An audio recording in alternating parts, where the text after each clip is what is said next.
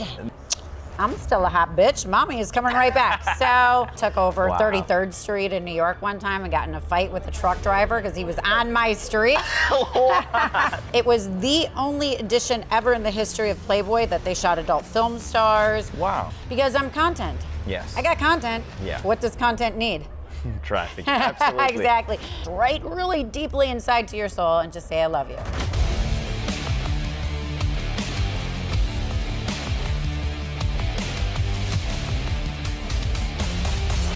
And action. There we go.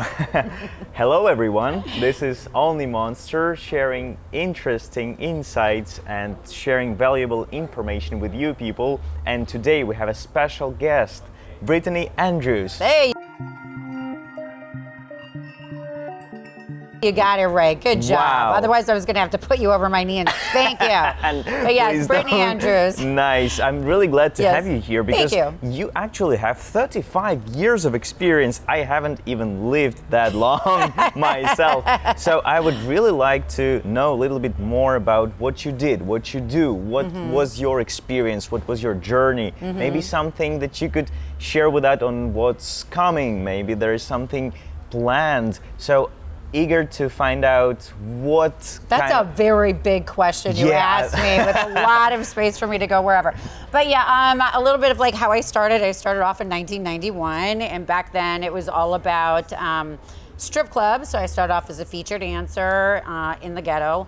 And then I started doing magazines. Then I started doing films. I lived with Jenna Jameson, for those that are old enough to know who she is. And then I pretty much stuck my dick into porn for 15 years. I did pretty much everything you could think of during that period of time. I had my own studio. I had like 30 websites. I had my own affiliate program. At my studio, I had quite a few different employees at that time as well. So I've always like had a team of people. And I was on the Howard Stern show, multiple times. I gave him 2 of his top 25 shows. I've been in Playboy magazine, it was the only edition ever in the history of Playboy that they shot adult film stars. Wow. I used to work with Playboy TV. I was their sexpert for like 9 years. After 15 years, then I decided to retire. I went to film school. It was 2008. The adult film industry was going bankrupt because of all the tube sites, all the peer-to-peer. All of the studios just went completely back up. And then, of course, the economy was going bankrupt as well at that time, 2008. Yeah. So I was like, fuck it, I'll just go to school for a couple of years. So I started doing like mainstream filmmaking, and I was producing a lot of mainstream films.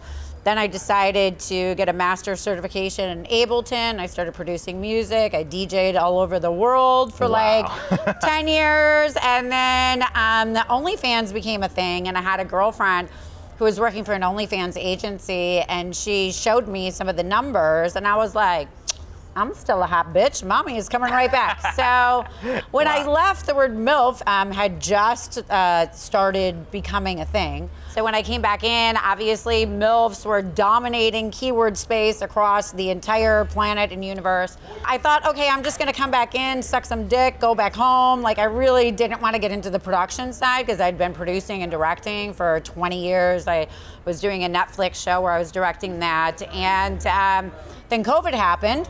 So then I was kind of stuck having to buy more new cameras because then they were looking for content creators that knew how to do like FTP and other ways of like really producing content for companies. So then I started producing content for some of the, like MILF and other big companies at that time.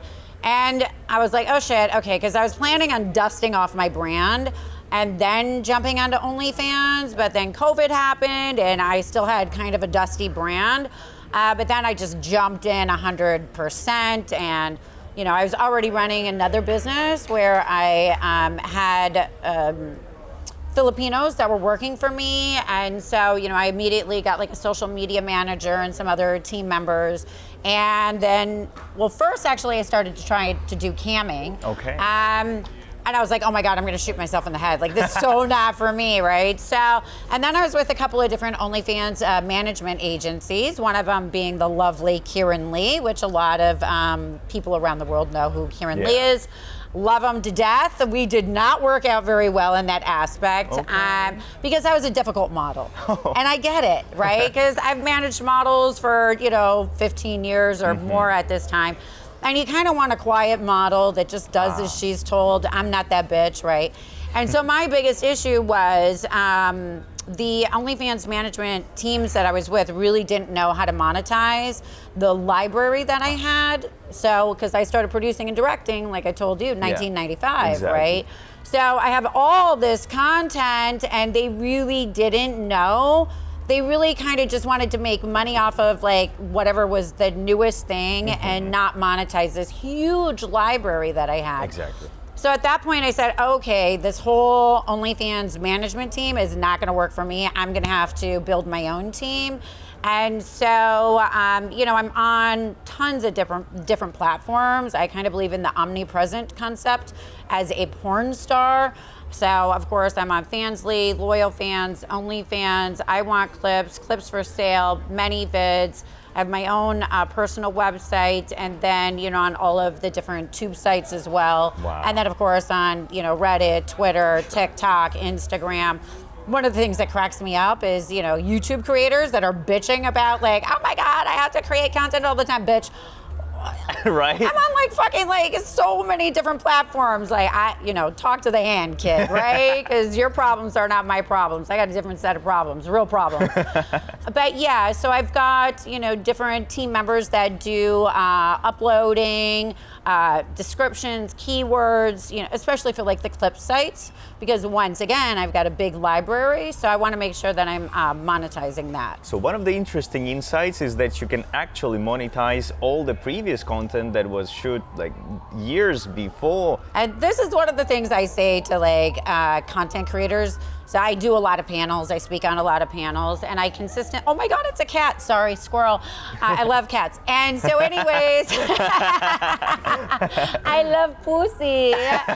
We all do. Yeah, exactly. So one of the things that drives me nuts about this era of content creators, like right now, is this tagging bullshit. And so if you're running like an OnlyFans content management company, you're not doing your content creators any favors if you're just doing this tagging shit. I get that nobody wants to do paperwork, but paperwork is the most important thing to having a library that you can monetize for the rest of your life. Okay. So if I didn't have my paperwork from 1995, I wouldn't be able to submit it to ManyVids, I Want Clips, Clips for Sale, Pornhub, any of these places. But because I've always had my paperwork, I can submit it everywhere to, until I croak, right? So anybody that's just doing the tagging thing, stop, right? Because you're not doing any favors to your content creator. And if you're ever thinking about monetizing that content besides OnlyFans, OnlyFans gets shut down tomorrow, right? And if OnlyFans gets shut down tomorrow, your model now has to start over from scratch because she is not going to be able to use that content unless whatever the next thing is, they have a tagging system and that other model is on it. So it's not about only preserving the copyrights of your content because it's your face present on this content. It's also very important to do the paperwork so that you make sure that you possess the right to be able to use that content with another person as well. Okay. Right? So if they're doing any kind of content collaborations, which we all know content with other people does better. I mean, I do a lot of solo and it does extremely well, but let's say for like Instagram and just promo in general, right? The collaborations always catch, 10 sets of tits always catches men's eyes more than 2, right? So and if you've got some really great content, like my scenes with Kieran Lee, that will always sell really well. So you definitely want to, and it's not that difficult. All it is a model release, at least for the US, model release, 2257 and their IDs. And the concept of it is, and it's so funny how many OnlyFans management agencies and also content creators don't seem to understand the concept of the paperwork. 2257 is age verification. It's just simplistically making sure that the person is 18 and over, and the 2257 goes with the IDs. And then you have to have a model release, just saying that this particular model releases her copyright, her image, and everything to be used. And that's really important if you're planning on putting it anywhere. And that's it. You know, you don't have to overcomplicate it, just making sure that you've got the release and you've got the 2257 and you have the IDs. So that works for both the production, the content creation, the live stream, everything related to... I'm not too sure about live stream. It's going to be any kind of recorded content, yeah. Okay, yeah. Gotcha. Well, I heard some models, some creators saying that it's quite useful, and just like you're saying, omnipresence, when you use the content that you actually shoot for one platform and you can later on monetize it on other platforms as well. You think this is an idea that is relevant? So for me and my team, we use an Asana workflow that starts with one portion of my team, my assistants, that send the person that I'm doing the content trade shoot with how I do everything, because I'm very specific. I'm sure you're very surprised about that. So to make sure that they're okay with how I do everything, because I'm kind of very controlling about everything. And then we start the process of, okay, what's the location, what's the concept, what's the wardrobe, time, place, all that kind of stuff. And then I have my content management team. They start the G Drive. Where we will have, multiple different folders in there. There's going to be the admin that's going to have all of the paperwork, the testing in it, the consent video. I also like to make sure that before I start shooting with anybody that I do a full consent and understand exactly what their do's and don'ts are. So all that's going to be in the admin. Then we're going to have the raw folder, which is going to be all of the raw content. And then we're going to have the behind the scenes. And then we also do flyers. We do edited different teasers. So we've got folders for all of that we share with the other people I'm collaborating with. So they make the G Drive folder that they share with the talent, and then we talk to them about what the release date is going to be. Then 2 weeks before that, we start the promotions, which we've got flyers. So then we start the promotions of that. What I also like to do at that point is do a OnlyFans swap with the other creators that are in it. So it's part of like the promotions for it is like, okay, let's do a swap as we're promoting that content on our OnlyFans, do like maybe a 50 to 100 guaranteed gains kind of thing with free trialing, so utilize that time to promote. And then we do the release date, and then I release that on my official website, and my OnlyFans are the first two places. Then it stays on my official website for 6 months. It doesn't get released anywhere else. Okay. Then it goes to the clip sites, ManyVids, I Want Clips, Clips for Sale, all of those. And then like another 6 months after that, then it goes to like VOD, like AEBN, Adult Empire. So the whole, from the time I start a collaboration to the time the Asana workflow ends is like a year. Wow. Yeah, everything. And there's a lot of steps with a lot of different people in my team that are assigned to doing those different things. Yeah, I totally hear that those 35 years of experience are there. Because like my social media manager, does the flyers. My editor, who's here in Romania, he's been working for me for 3 years. I just got to meet him yesterday. He does the teaser. So everything's on a deadline and everything's in the Asana workflow. Everybody knows exactly when it's their time to pick it up, and goes to the next person for like the next thing. How many people are there right now working for you? Well, I've got my IT team that's in Bangladesh. I've got 3 people there, and then I've got my editor here in Romania. Then I've got multiple people working in the Philippines, and then I've got my writer in the U.S., my publicist in the U.S., my short form editor is in the U.S. So, and all these businesses that you run right now, it's wow. I just feel kind of overwhelmed with the experience, the journey. Could you tell me a little bit? With just one piece of content. Wow. Yeah, it's like so funny because whenever I hear like girls doing collaborations and they're so simple about it, I'm like, this is not the way to do it. Like if you want to truly I'm an old whore, right? I don't like fucking for free. Like, you know what I'm saying? So I want to get as much money out of that one sex scene as I possibly can. And that's And reasonable. that is the way to do it, is to like kind of stretch how you're going to do the distribution of it.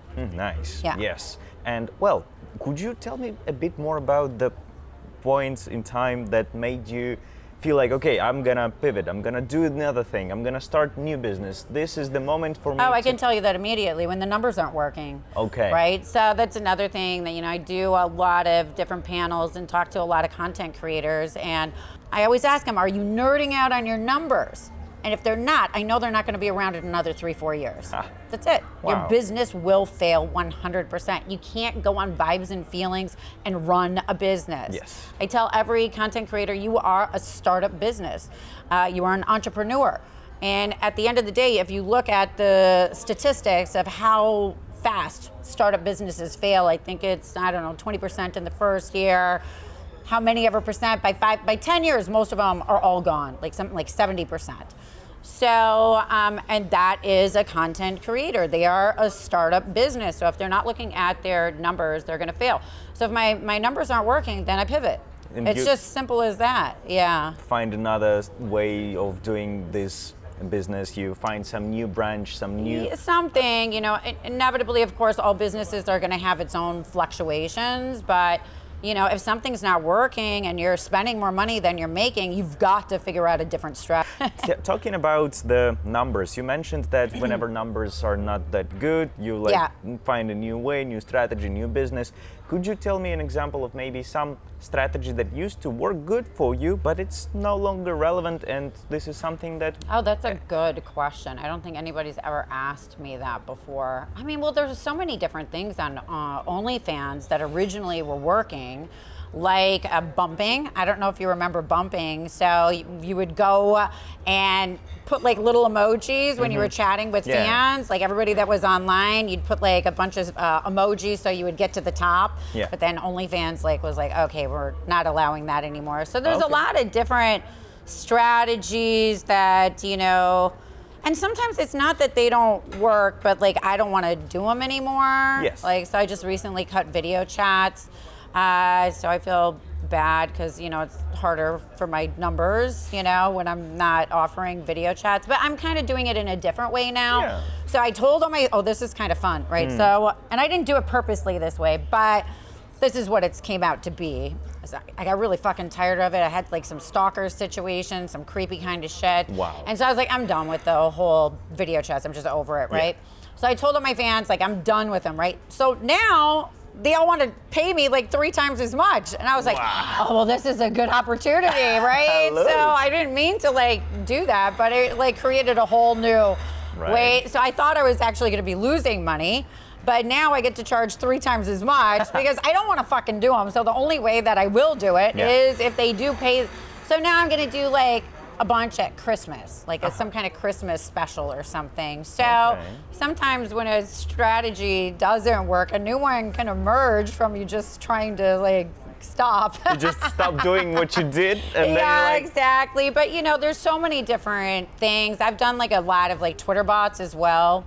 So that was one that was working really well, and then that just stopped working. And so now, we've got Doug Moore over here, and I'm going to start working on the Instagram bot with him because we did the Twitter bot together, and that kind of died. So now we're going to do the Instagram bot together.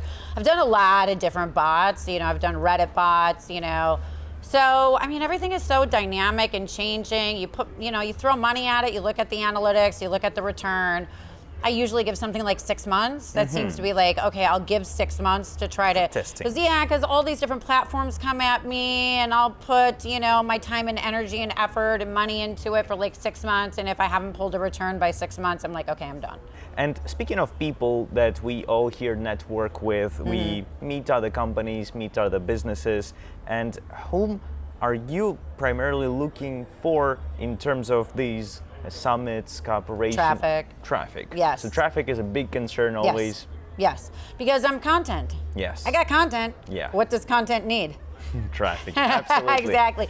It's the king and queen, right? So the queen needs to look for the king, which is the traffic. So I'm here looking for traffic. Maybe always. you could tell us a little bit about the secret, how you do the traffic. It's multiple sources, of course. Yeah. Maybe you know something that people who just start, who just begin, don't really face that yet. One of the things that I like to share, at least with other performers like myself that are working with studios, that I think a lot of them don't really ever take advantage of, which is the double dipping. Okay. So all of these studios have got affiliate programs, right? So you sign up for the affiliate program, and then when your scene comes out, you use that tracking link, and then you get paid as an affiliate as you're promoting your own scene from that company.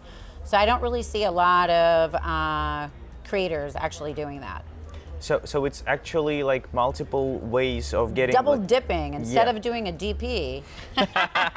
You can do both. Exactly, double dip with an affiliate link. Yeah, totally.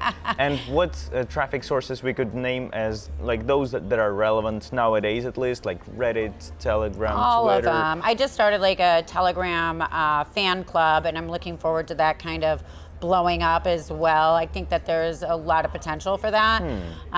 Yeah, like I said, Twitter, we still get a lot of traffic from that. As you know, I'm having a hard time with Reddit. That's another thing that I'm here trying to find some hand holding with Reddit. And Instagram, I'm gonna be doing the thing with Doug Moore. He left, but doing the because I already have multiple accounts, and I really do feel like you have to focus on a lot of black hat marketing in order to be able to sustain any kind of income on these platforms. Obviously, because I'm a porn star as well, I do a lot of tube traffic as well. So I have another company that I work with that does all of my uploading and posting and all the different tube sites as well. So, then... Speaking of different kinds of traffic, would you, from your experience, say that it's always better to have organic traffic that finds... No. No? No. So paid traffic is better? Well, I wouldn't say it's better, but... it's reasonable to have both. I think you have to have both. You can't just, like let's say I get my tits done again. Because God bless, I've done them quite a few times. Right, I'm gonna be down for a couple of months. Maybe I'm not able to really kind of do as much, jumping on trends and getting as much organic traffic at that period of time for a couple of months while I'm recovering or something. So I just think, it's a wheel. You have to have all different kinds of traffic coming in to support the ecosystem. You can't depend on just one thing. Of course, diversify. Of course, organic traffic is, the king. But at the end of the day, it's like you never really kind of know. Like there might be some place that you pay to get traffic from that's got a specific kind of buyer that you're going to find that whale. And really, to make a lot of money on these platforms, you only need a couple of whales, Okay, so interesting. I heard some agencies say that it's more reasonable to have 10 creators who do really well rather than 100 no-name creators. So the same applies to fans? To the individual creator. That's, exactly. It can be both, right? But really, the whales make a big difference. Yeah. Totally. Wow, okay. And speaking of all those different kinds of businesses that you run, that you used to run, which ones were the most that you personally enjoyed? Maybe it was not exactly numbers that drove you, but the passion. The passion. You know what? Honestly, even though I'm a bit of a jaded bitch now, I've always loved producing film. I like producing films the most. I went to film school. I did 2 years for producing, 1 year for directing. But I love producing films. I'm a cinephile. I love, Not the scenes, but films. Films, wow. Real films. So, Nice. and being a part of that and the technology on that, and when you have a proper, director of photography and you're getting all the equipment for that and the insurance. And I think it also has a lot to do with the fact because I have been in porn for so long and I've always had to hide my productions. Like when you're on a film set and you've got all your permits and you've got millions of dollars of insurance, it just makes you feel like you got this really big dick, like you can do anything. Like I took over Wow. 33rd Street in New York one time and got in a fight with a truck driver because he was on my street. I was like, I got a fucking permit. This is my street, bitch. Get the fuck out of here, you know? Wow, that feels like you have power, yes, right? exactly. Especially after like hiding in the shadow because, Yeah. you know, it's not legal to shoot porn in the US except in 2 places in the United States where you can actually get a real permit, which you never really usually do anyways. So like, but in general, you know, I love the concept of starting from pre-production, from an idea, and then all the way to the end of distribution. I love systems, processes, like that's just an aspect of my personality. So like making a film and seeing it from the beginning all the way to the end and having the theatrical release and paying off your investors. Like, yeah, I just, it's always this, you know, big passion. You know, I just did a film a couple of weeks ago. Okay. And it's not a mainstream film, but it is a passion project of somebody else's that I came on as a producer to try to help her because I believe in her talent. And I don't know, have you ever heard of The Nanny with Fran Drescher? Not sure. Oh, okay. It's a very popular show in the United States. And so I actually did a remake of it called The Fanny back in the 90s, and I was nominated for Best Actress. And so the creator of it is a transgender female. Okay. And so it wasn't called The Tranny because that would be totally inappropriate. But, you know, a little wink, wink, nod, nod. It was called The Naughty Nanny. And once again, you know, it's starting and supporting this talent. You know, I play her mother in it. Okay. And, you know, all the way to the end of the distribution. I love that kind of process. So. And this was a big adult film. It was 17 hours a day, 3 days in a row. Wow. She spent a lot of money on it. So, you know, and the distribution is a fun aspect of it for me at this point because films aren't really distributed all that much anymore. So it's challenging. I can imagine. Yeah. Wow, interesting. So, yeah. I want to ask an emotional question. Yes, go for it. Maybe there was, at some point of your life, situation in which you felt like so bad that it felt like you were not gonna make it. Oh my God, all the time. Oh no. Still to this day, yeah. Maybe there is something you could actually share with people so that they feel like if they are going through something like that. A difficult time, yeah. I think the main thing is to learn how to love yourself, positive self-talk, you know, to be able to hear your own thoughts and to try to recorrect them as much as possible, to go, because I feel like at least when I was younger, I thought my thoughts, right? Now, I'm a dominatrix with my mind, right? I can hear my thoughts and I go, oh, that's not something that we allow around here anymore. And I stop it because for me, I'm a workaholic. Probably my biggest fear is being a failure. And to this day, I'll say to myself, oh my God, I'm a failure, right? And I know that that's not the truth, right? So I have to redirect and I have to hear it and then I have to stop it and then I have to go, okay, look at this and look at that I've done, and to be kind to myself, to be loving to myself, to treat myself like a beautiful young child, right? So you have to be nurturing and loving and kind to yourself. We are all of our own worst critics, and I think in this particular industry, it's so hard because everything is likes and follows and plastic surgery, and you look better and you're doing better than I am. There's so much compare and despair. It's impossible not to feel the weight of it on a somewhat regular basis. So it really has to become a discipline that you hear your thoughts and you realize that they're not true, and then do a redirect and then do some nurturing, loving, and caring, because like once you start thinking those thoughts, that's like very destructive to your soul. So then it's like you have to do some, like as a dominatrix, like after we've brutalized, you know, a sub or a slave, there's something called aftercare. Like after you've allowed yourself to think those thoughts, like then you have to do aftercare with yourself because it's made some like kind of permanent, you know, damage inside of your soul. And you know, so one of my favorite things that I love to tell people, if you have a hard time with self-esteem and loving yourself, there's something that you can do every day that only takes a couple of seconds that can completely change your life. And that is, do you brush your teeth every day? Of course. Of course, exactly. So when you're brushing your teeth, look at yourself in the eyes, in the eyeballs, right really deeply inside to your soul, and just say, I love you. And even if it feels really weird in the beginning, continue to keep doing that every day. And I promise you, your life will get so much better because you'll start believing your own bullshit that you actually do love yourself, and you will make better choices for how you treat yourself. That sounds like such a reasonable advice.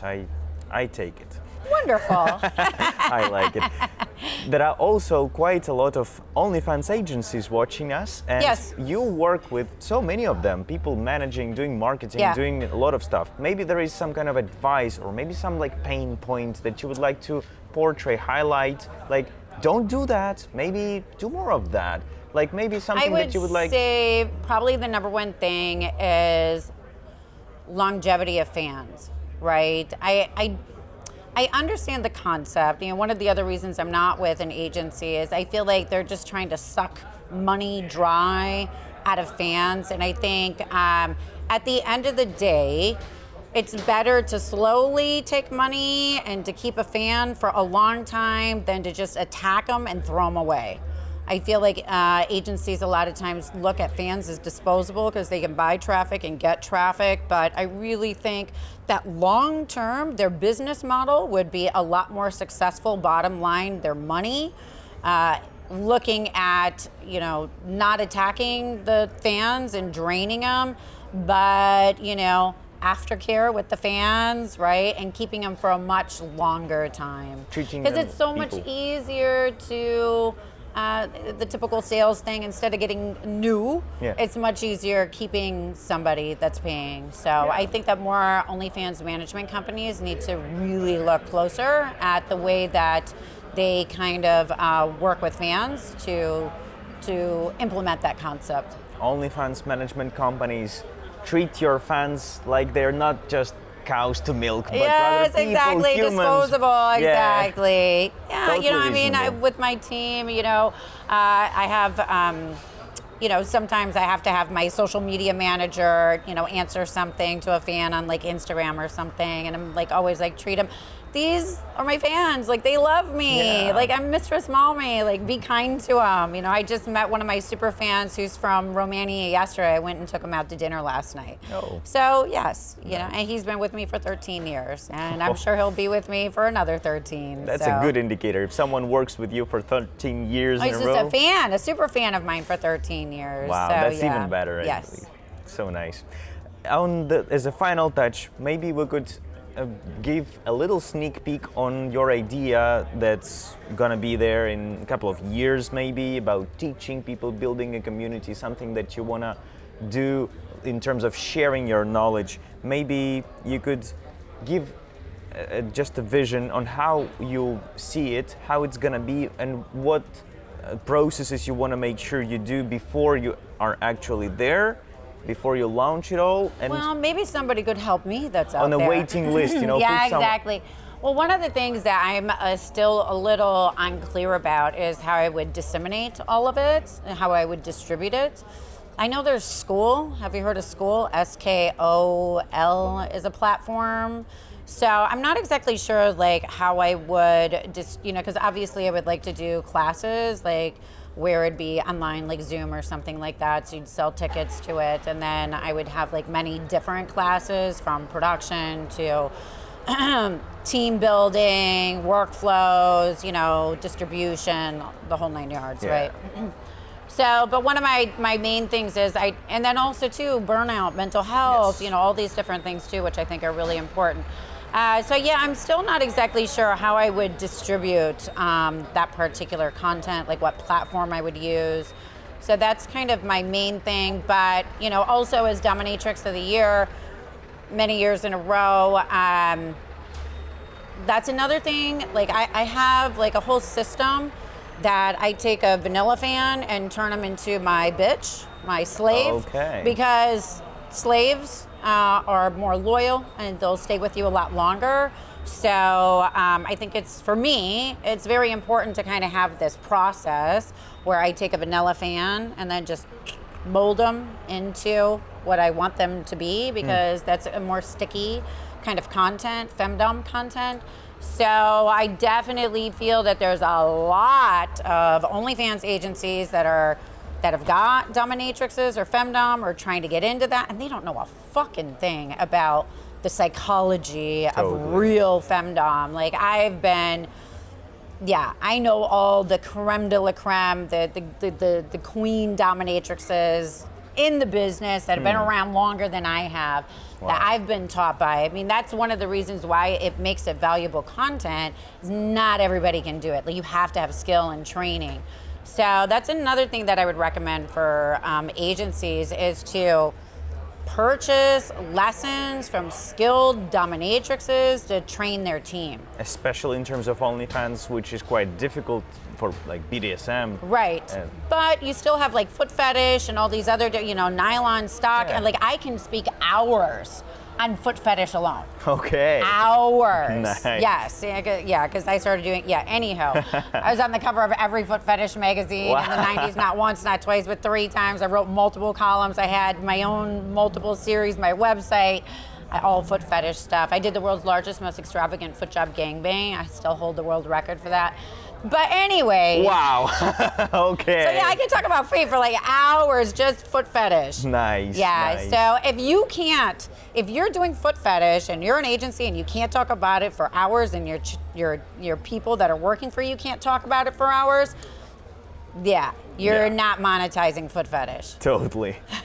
Wow. I genuinely enjoy listening all that from you, and you sound like a person who definitely has something to share in terms of knowledge, in terms of experience, wisdom, even intuition. Like, you already have this sensation where what's gonna work, what's not gonna work, how to do it, because of all those years that you've been doing all that. And I am really glad to have you here today. Thank you. Thank you for this wonderful conversation. Thank you. Let me give you a hug. Hi, yes. Come here, young man. Oh, yeah. It was Brittany Andrews here with us. And I'm looking Thank you so forward much. to getting a full rundown of OnlyMonster, and hopefully you can convince me to work with you. Hopefully it will be a pleasure of mine.